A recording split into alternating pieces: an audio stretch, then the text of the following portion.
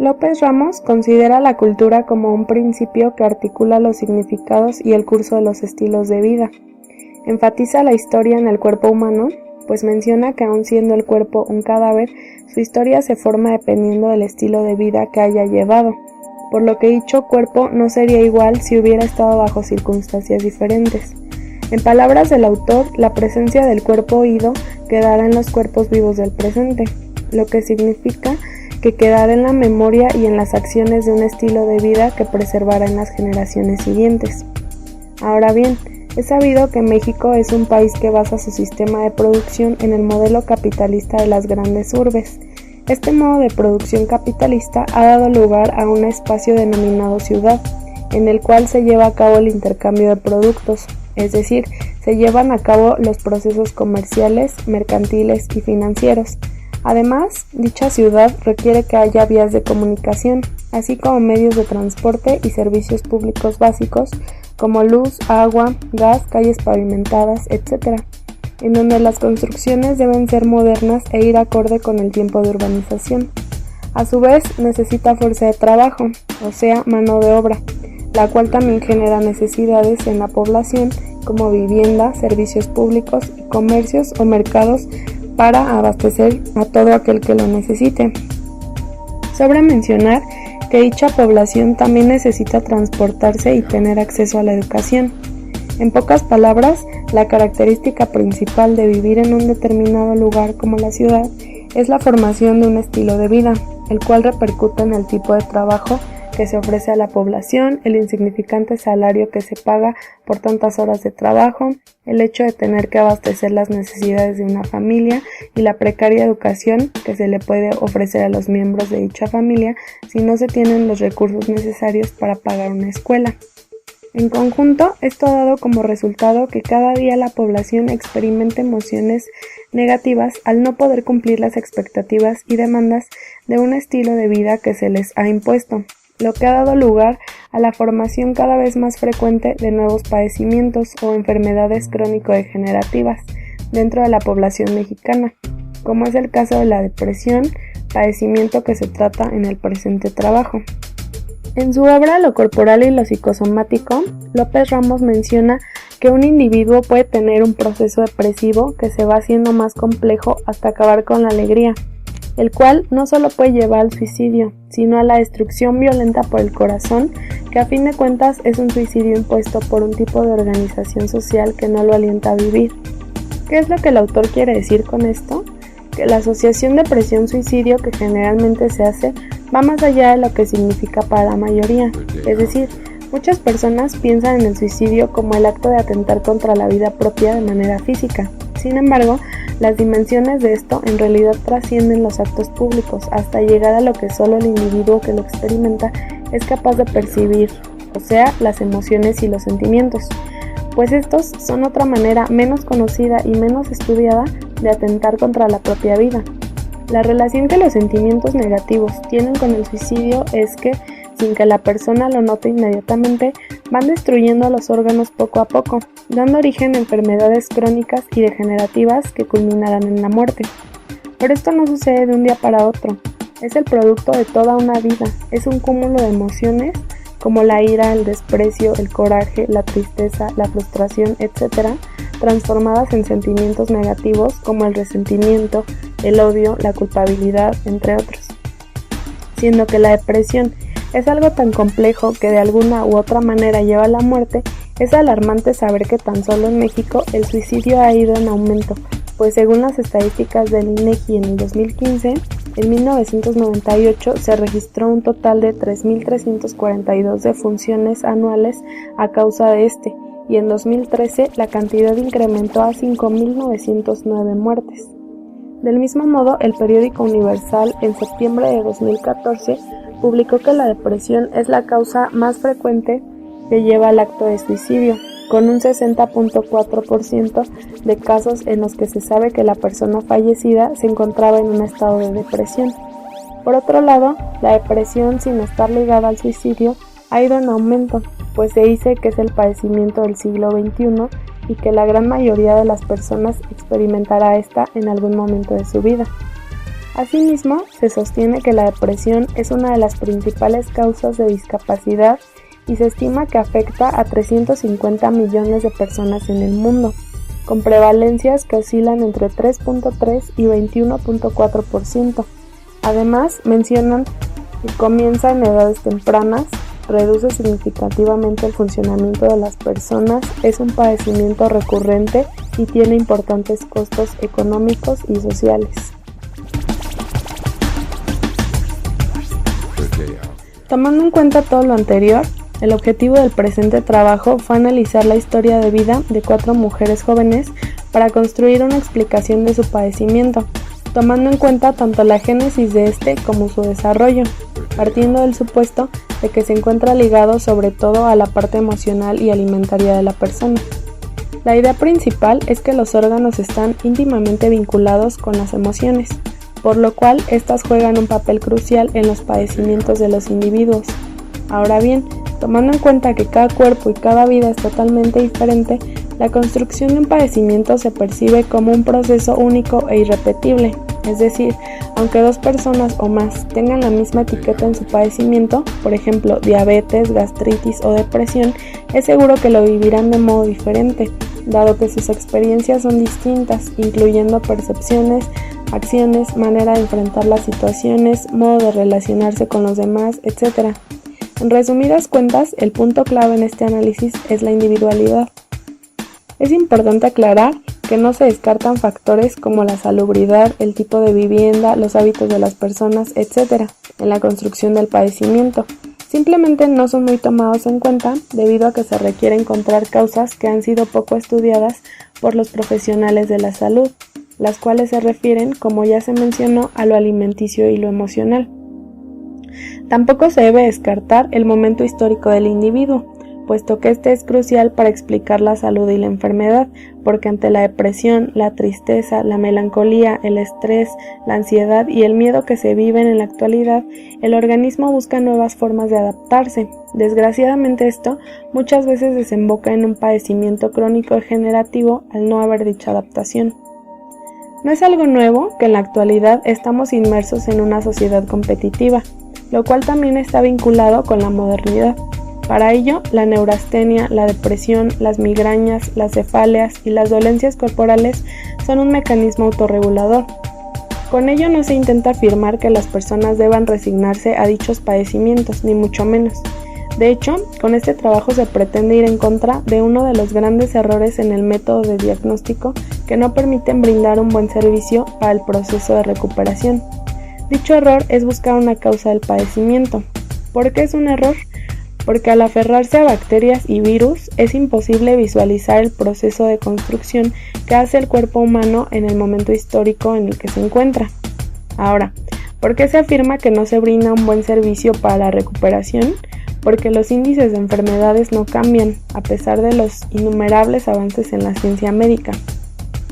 Así como las enfermedades son explicadas desde una óptica reduccionista, puramente mecanicista, en los trastornos psicológicos también hay que lidiar con el reduccionismo, por lo que no está de más mencionar que estos son una expresión compleja donde no solo está implicado lo emocional, como muchos creen, sino también la ruptura del equilibrio que existe entre los órganos. Por ejemplo, los estados depresivos generan debilidad en el sistema inmunológico, y esto solo es un pequeño reflejo del estrecho vínculo entre emoción y órgano, siendo que a la larga, si la emoción negativa prevalece, pueden aparecer otras expresiones del organismo como lo psicosomático. Es interesante pensar en cómo y desde qué enfoque fueron elaboradas las primeras explicaciones de los trastornos psicológicos. Hay que considerar que antes el reduccionismo abundaba en mayor medida que hoy en día y que, para variar, no había psicólogos encargándose de esta tarea. Entonces, ¿cómo entender fenómenos que no eran observables ni cuantificables? Los psiquiatras tuvieron que recurrir al psicoanálisis, pues no les quedó de otra. De ahí se derivó la creencia de que lo psicosomático surge como un mecanismo de defensa. Miguel Guevara Oropesa, en 1946, definía los trastornos psicológicos como construcciones que hace el individuo ante una condición de peligro. Él explica que el cuerpo es sometido a una explotación que trastoca las fronteras de un estilo de ver y vivir, y por tanto pone en marcha un elaborado mecanismo de defensa ante la adversidad que mata al organismo. Como esta, se elaboraron bastantes explicaciones, pero la mayoría descartaba elementos importantes como los que se han venido mencionando. Luego entonces, si se desea obtener una explicación de calidad en cuanto a un padecimiento, es necesaria una visión holística que conecte a las bacterias con las emociones del día a día y con la alimentación, siendo este un factor que no debe ignorarse en el presente análisis, pues es determinante en lo que respecta al deterioro de la sangre y los huesos de un individuo. De acuerdo con la relación de los 5 elementos, el proceso órgano-emoción-alimentación inicia en estómago y vaso-páncreas, va a pulmón e intestino grueso y finalmente viaja al riñón, a la vejiga y a los genitales. Aparte, continuando en la línea de la importancia de la alimentación, es comprensible que los promedios de vida sean cada vez menores si el cuerpo no cuenta con los nutrientes necesarios para enfrentarse y sobrevivir a una sociedad cuya organización es un riesgo para la existencia. Por otro lado, la alimentación también será tomada como una expresión de nuestras emociones, pues la preferencia hacia ciertos sabores reflejan tristeza, miedo, ansiedad, entre otras. Esto es porque el proceso emocional se articula con el estado del paladar, que resulta en un antojo. Así, los sabores predominantes para cada órgano y emoción se explican de la siguiente forma. Si se expresa melancolía o tristeza, se preferirá el picante. Si se trata de miedo, será el salado. En el caso de angustia y ansiedad, se preferirá el sabor dulce. Si se prefiere lo agrio, se hablará de ira, y si se prefiere lo amargo, se tratará de alegría. La emoción de ira corresponde al hígado y a la vesícula biliar. La alegría corresponde al corazón y al intestino delgado. La ansiedad y angustia corresponden al estómago, páncreas y vaso. La tristeza y la melancolía al pulmón y al intestino grueso. Y el miedo y el temor al riñón y a la vejiga. Por todo lo anterior, es de gran importancia conocer de dónde proviene la persona, quiénes fueron sus antepasados y qué herencia social y cultural les dejaron, además de conocer cómo vive la persona las diferentes situaciones por las que va pasando y qué experimenta y qué siente con respecto a esas mismas situaciones, cómo se alimenta y con qué padecimientos al interior de su organismo va ligado todo ello. Para la presente investigación se indagó la historia de vida de 4 mujeres jóvenes que padecieron depresión en algún momento de su vida y que residen en la zona metropolitana. Ana Pau, mujer de 24 años con residencia en Naucalpan, Estado de México, y con aproximadamente 10 años con el padecimiento. Zoe, mujer de 21 años con residencia en Naucalpan, Estado de México, y con aproximadamente 1 año con el padecimiento. L, mujer de 23 años con residencia en Naucalpan, Estado de México, y con aproximadamente 3 años con el padecimiento. Y S, mujer de 26 años con residencia en Cuautitlán Izcalli, Estado de México, y con aproximadamente 1 año con el padecimiento.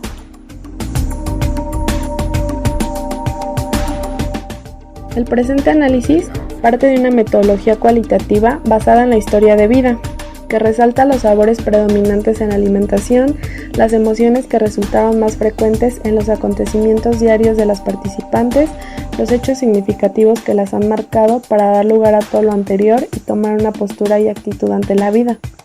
Respecto a los antecedentes de enfermedades crónico-degenerativas de las participantes, cabe mencionar que por parte de las 4 hay de hipertensión arterial y diabetes en sus familias. Solo en el caso de Ana Pau hay antecedentes de cáncer por parte de su familia, tanto paterna como materna. En todos los casos, es evidente cómo el resentimiento, el enojo, la tristeza y la melancolía han ido sometiendo paulatinamente a los órganos de las participantes y como resultado se han presentado una serie de síntomas en sus cuerpos. En el caso de S y Zoe, de manera más temprana que en el de L y Ana Pau, pero provenientes de una misma causa, la depresión. El análisis de las historias de vida de 4 mujeres jóvenes que tuvieron depresión evidencia claramente el papel crucial que tiene la relación con la familia en la construcción de un estilo de vida, pues en todos los casos fue este el detonante de la depresión, si bien no directamente, con la más importante aportación de fomentar inseguridad, inestabilidad, dependencia emocional, sumisión, etc. en las participantes, desde una etapa tan decisiva como lo es la infancia. En 3 de los casos, al no cumplir el deseo de sentirse parte de algo, de un grupo de donde pudieran obtener apoyo, la necesidad de pertenencia de L, S y Ana Pau, producto de ello, las llevó a abnegarse y adoptar estilos conductuales que iban en contra de sus propias convicciones, tanto en relaciones amistosas como amorosas. En el caso de Ana Pau, al únicamente relacionarse con gente adulta en su familia y no tener contacto con personas de su edad fuera de la escuela, como ella deseaba, la llevó a tener un sentimiento de soledad y melancolía que posteriormente se transformó en depresión.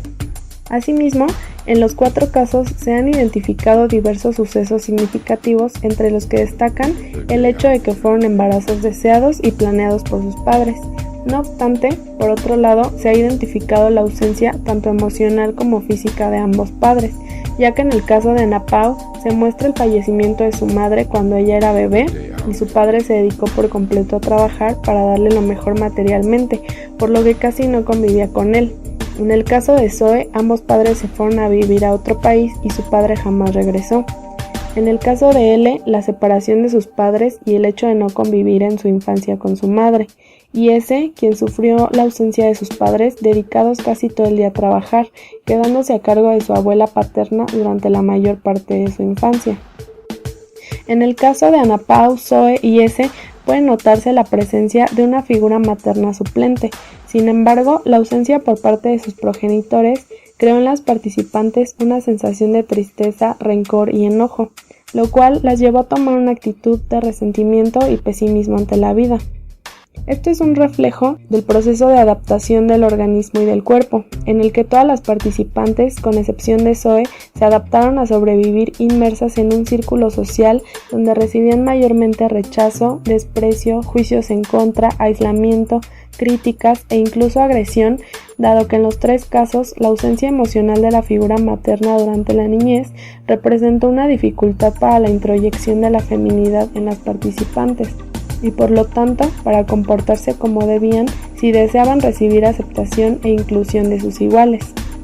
LS y Ana Pau también comparten el acontecimiento de haberse sentido inconformes consigo mismas, sobre todo durante la adolescencia, lo que las llevó a disponerse a cambiar algunos aspectos de ellas con tal de agradarle a los demás. Dichos cambios solo les trajeron más inseguridad y desprecio hacia su persona, pues todavía no se sentían conformes con su aspecto y peor aún, no se sentían cómodas aparentando algo que no eran. Estos acontecimientos inevitablemente desencadenaron el inicio de una depresión no tan manifiesta, que con el paso del tiempo se desarrolló y trajo consigo expresiones del cuerpo, tales como hepatitis e infecciones constantes en la garganta en el caso de S, apendicitis y gastritis en el de L, gastritis e infecciones recurrentes en la garganta en el caso de Ana Pau y úlcera gástrica, anemia y gastritis en el caso de Zoe. En el ámbito de las relaciones amorosas, L, S y Zoe comparten ciertos patrones conductuales y sentimentales. Por ejemplo, el hecho de buscar involuntaria e inconscientemente una figura paterna en sus parejas, demandando su aprobación, su protección, etc., haber permitido maltrato psicológico y autoritarismo, entre otras cosas, con tal de recibir cariño y atención. Las 3 participantes sufrieron de manera significativa la separación de sus primeras parejas por el arraigo que tenían hacia ellas, un arraigo y apego tan fuertes que separarse no solo implicó nostalgia, sino la pérdida de su propia identidad y la destrucción de su autoestima. Y en el caso de Zoe, conllevó el trauma psicológico provocado por un aborto que sufrió debido al descuido que se provocó cuando su pareja la dejó. Los sabores predilectos en las participantes, pese a haber tenido el mismo padecimiento, fueron y siguen siendo diferentes, dado que S ha preferido lo dulce desde pequeña hasta la fecha, y L, Ana Pau y Zoe se inclinan por lo salado. El sabor predominante salado de la mayoría de las participantes está relacionado con el miedo, lo que implica que tanto el intestino grueso como los pulmones se encuentran en un desequilibrio y por ende padezcan gastritis, infecciones de las vías respiratorias y hasta úlcera gástrica, aunada a la ansiedad y angustia sufrida por el estómago. De acuerdo con el Buda histórico y con lo obtenido en el análisis de las historias de vida de Ana Pau, Zoe, L y S, las emociones se desencadenan de los deseos, debido a que estos articulan una manera de ver el mundo. Dicha manera debe ser congruente con la realidad, y cuando no es así, surgen emociones como la ira, la frustración, el coraje, etc. Así pues, una emoción y un órgano no son ajenos a los deseos de una cultura, de una sociedad altamente competitiva en la que se desea el triunfo, el éxito, la fama, el dinero, el poder, pero no hay que irse tan lejos, tan a lo general. En el caso concreto de nuestras participantes, ellas tenían el deseo de ser tomadas en cuenta por sus padres y sus iguales, y de ser incluidas en su entorno. Las circunstancias contrarias generaron en ellas emociones como tristeza, coraje, ira, frustración, que posteriormente se convirtieron en sentimientos como odio, resentimiento, inseguridad, lo cual las llevó a tratar a los demás como culpables de sus desgracias. Por medio de este análisis se puede dar cuenta de lo expuesto anteriormente, que en resumen se refiere a que el proceso psicosomático tiene su historia. El cuerpo construye respuestas de orden fisiológico para preservar la vida y ofrecer resistencia, es decir, para autoprotegerse de su entorno, pero en algún momento llega a sus límites, lo cual sucede más rápido por la falta de instrumentos de defensa proporcionados a través de la comida en forma de nutrientes. El prototipo de comportamiento ideal impuesto a nuestra sociedad, que incluye valores, moral, religión, cultura y ciencia, genera un desastre en las emociones y posteriormente en el organismo, dado que el deber ser se contrapone con el ser. Así pues, la suma de la falta de nutrientes, la competitividad, la mala calidad de vida y las emociones negativas construye poco a poco la enfermedad incurable que someterá al individuo durante todo el tiempo que le reste de vida. Frente a esta problemática social, la tarea del psicólogo va encaminada sobre todo al descuido de la parte emocional. Sus principales contribuciones serían difundir la información que concientice a la población de las repercusiones que puede tener la predominancia de ciertas emociones sobre el cuerpo. Dicha difusión podría ser transmitida a través de talleres, conferencias, exposiciones, etc., de tal manera que sea accesible para la mayoría de la población. Esto formaría parte de un plan de prevención para quienes no padecen enfermedades crónico-degenerativas y como una invitación al apoyo psicológico profesional para aquellos que sí padecen, con la intención de que recurran al trabajo multidisciplinario para una recuperación total. Además, un punto muy importante que el psicólogo clínico no debería dejar pasar durante las primeras sesiones con los usuarios es la importancia de mantener un equilibrio emocional para conservar la salud del cuerpo, puesto que, una vez comprendido esto, se hace menos probable que el usuario deje a medias un tratamiento o intervención o que lo considere una pérdida de tiempo.